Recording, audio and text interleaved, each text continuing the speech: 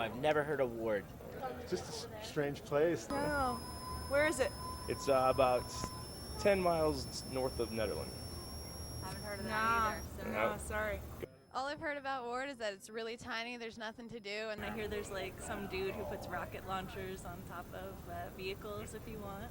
Time my road dog and I hitched up there, and we got abducted by some witch hippies, and one of the witches tried to have my boy impregnate her. You can wear a saber or a sword at your side in town. It's kind of like accepted. But it was kind of creepy. They had candles everywhere, but And I think they legalized marijuana. I had a dream once that I went up to Ward, and I was in this house with some real creepy people.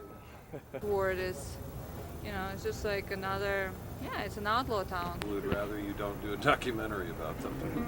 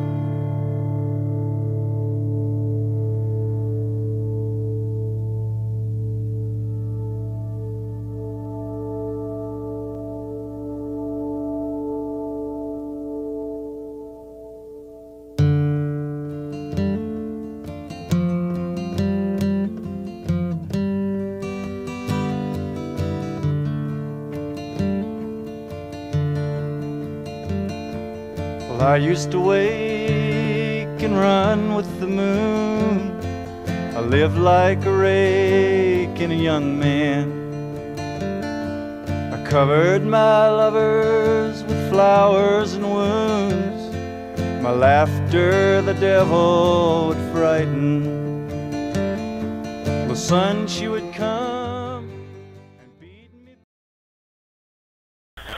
Hey Alex, I'm calling from the Fuck Off and Leave Us Alone Committee of Ward.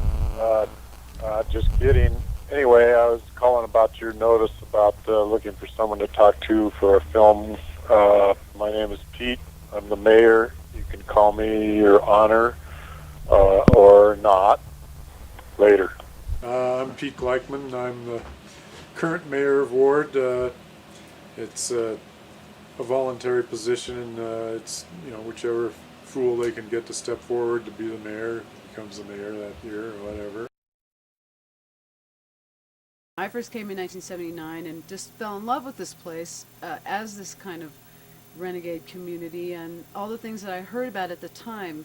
Well, my name is Jim Bennett. Been living here in Ward for close to 40 years after returning from Vietnam and going to CU and studying geology. I'm Tiffany Snyder, originally from the West Slope, 24-year resident of Boulder County, 20-year resident of Ward.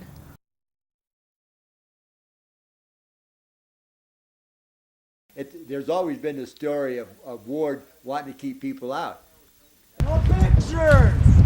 The wife of the John Deerdorf who lived here, she didn't want people coming here at the turn of the century in the 1890s, so she would poison the wells. She poisoned all the wells before, because at one time there was well over 1,000 people that lived here in the bowl itself, in the town, because there were over a half a dozen mines working, and those half a dozen mines hired, and some of them hired as many as 50 to 100 guys worked in any given mine. A typical, Western, turn of the century Western mining town. So in January of 1900, the hotel down here, the McClancy Hotel as it was called, set out a bucket of ashes, and the winds came up. They thought the ashes were dead. Boom, the wood caught on fire, it started burning in the bowl. The wind was whipping around, and it just started burning everything in sight. So the town burnt down. Almost the total town burnt down in 1900. After the mining days tapered off, from what I've heard, by the 1960s here, there was very few people living here, half a dozen maybe, until people started moving back in the late 60s and 70s. And it was just started to become a younger scene. We were all in our 20s at the time. I came from a counterculture background where I grew up in Northern California.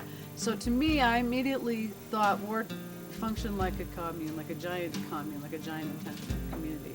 And that's what I fell in love with. There was the story that the world was going to end, and there were only going to be two places that were going to survive, and that was a place in Nepal, and the dichotomy, the opposite of that was Sugarloaf Mountain in Colorado. Yeah. And so that's what brought people here originally. These hippies showed up in this little town that didn't have anybody living in it because there was free and or cheap housing. So I think that's how everybody got up there, and then once everybody got there, they realized, hey, we've got this town.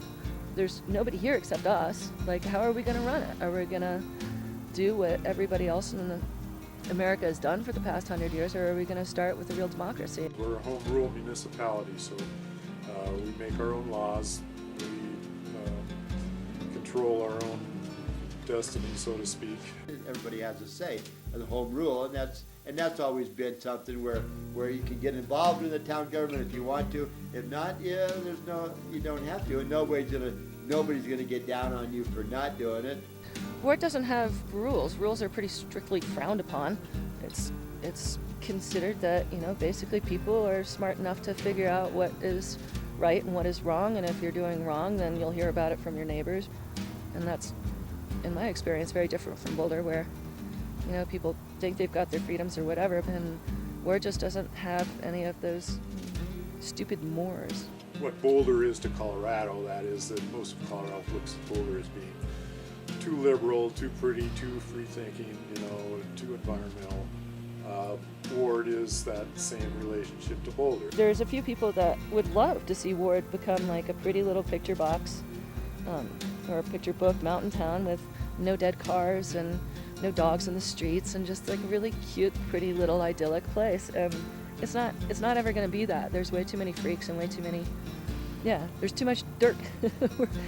We're, and probably are, some people who felt like draping the town with abandoned vehicles or old used cars would keep a certain profile of tourists and people out of town. That is, that it would keep Ward from becoming too much of a pretty up old mining tourist town full of rich Boulderites using it for their second home or something like that. Well, it's pretty self-protective. I mean, that's the good thing. As you've heard, yes, we throw rocks at people and you could get shot. Yeah, I'll dig in my heels at anything that threatens the peace of Ward. People would walk around with guns, because guns were allowed. People would walk around with guns. They would stop cars. Basically, they were like toll trolls, and they would hold people up and take their money and run off to the woods. They definitely fed the imagination of greater Boulder County as far as what kind of people are in Ward. There's I think, a history of the media focusing on Ward as a sort of an anachronism or a place where people are different and the town is different. There was this blanket assumption that, we're all a bunch of flakes on welfare or God knows, whatever, There was the Patty Hearst story about Patty Hearst hanging out here in the woods. Oh yeah, she's just over at the ridge there in that lesbian commune. The Symbionese Liberation Army is still, they work out with their machine guns over there, and but we wouldn't want to tell anybody about that. So. I mean, that was just the craziest set of words printed that I can imagine about the town of Ward. Some of the stuff has really misrepresented us, and, it did offend them.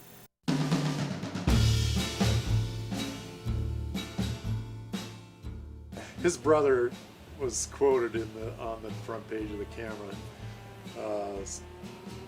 which pissed off a lot of parents in town. He was quoted as saying, anywhere else a 4-year-old only joined as child abuse, but not in Ward. Well, you know, our 4-year-olds are pretty skilled here, but I'm not sure that they can roll a good spleef yet. You know? Where a lot of this is just pure nonsense, you know. There's no difference in Ward except for, you know, there was a lot of, you know, quote hippies at the time, so people with long hairs are people who, you know, who might be prone to enjoy different libations and different condiments of life. No, we don't need publicity for our town, positive or negative. We just need to be left off the printed page. There's the reason that a lot of us are here is a continuation of it. Like now it's the more workaday practical realities of life here, and that what we, you know, imagined, you know, the things that we marched for and demonstrated for and did sit-ins for, now we try to do in our daily life as a rebel act, because living in Ward really, you know, to be part of it it's a rebellious act in a way, because we take responsibility for ourselves. There's not many people here who are trying to get rich. You know, people are more concerned with enjoying their life. And this is very romantic, and I felt that same thing. You don't have to explain what your past is. If you're here and you like being here, then you're accepted as being here. If you picture any Hollywood example of the largest Thanksgiving family reunion gone awry that you possibly can, then that would be how our family gets along. I think as one person put it to me, we're all here because we're not all there. Well, it's our last bastion. We have a chance of holding on to what we've got. It's a bunch of autonomous people living in an autonomous town and taking care of themselves and one another and not bothering anybody else and asking not to be bothered and trying to live as joyfully and peacefully as we can. And yeah, I guess like I said before, welcome to Ward. Get out. Oh, the band marched on in formation.